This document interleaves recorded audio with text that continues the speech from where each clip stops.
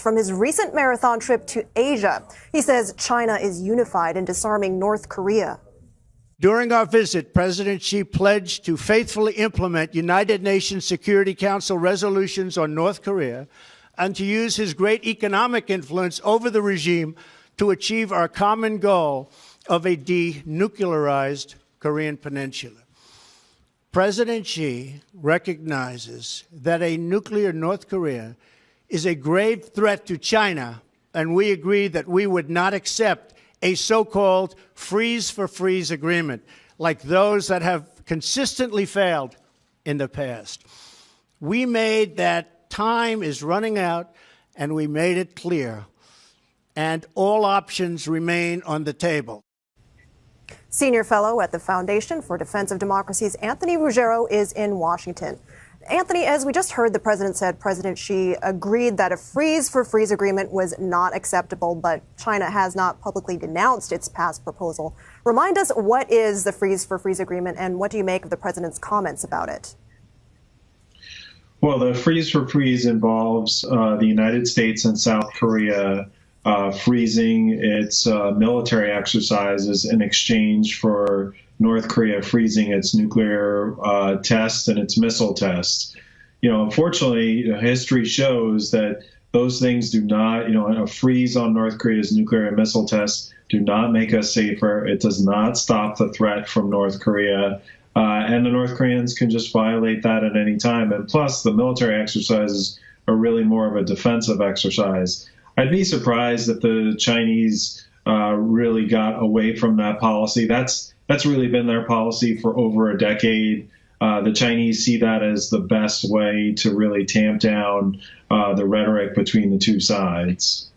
And meanwhile, Anthony, China says it's sending a high-level special envoy to North Korea. What would they be aiming to accomplish, and is this significant?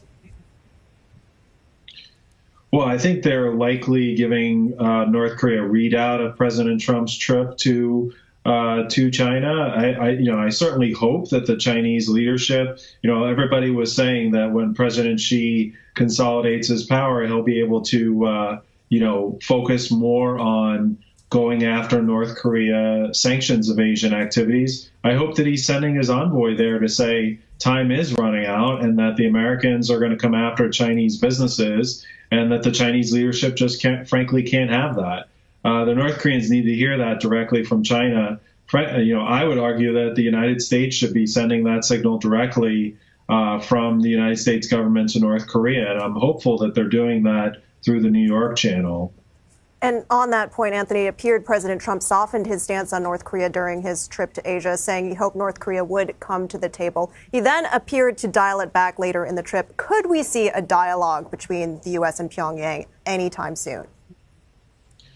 Well, the problem here is that the North Koreans are clearly telegraphing that they're not interested in denuclearization talks, which is what the president mentioned several times in his talk today. The North Koreans are telegraphing essentially arms control talks, basically replacing the role of the Soviet Union with North Korea, basically talks amongst nuclear powers. And that is very dangerous because if the United States gets in those talks, what will Iran say? Iran will say, hey, it might be useful for Tehran to develop a nuclear weapon. What will South Korea and Japan say with our nuclear umbrella over them, really protecting them? I think this would be a dangerous area to get in. This talks about talks, which is what it's called. That's really a trap by Beijing and Pyongyang to get the United States really focused in on talks and not focused in on the goal of denuclearization. Anthony Ruggiero in Washington, thank you.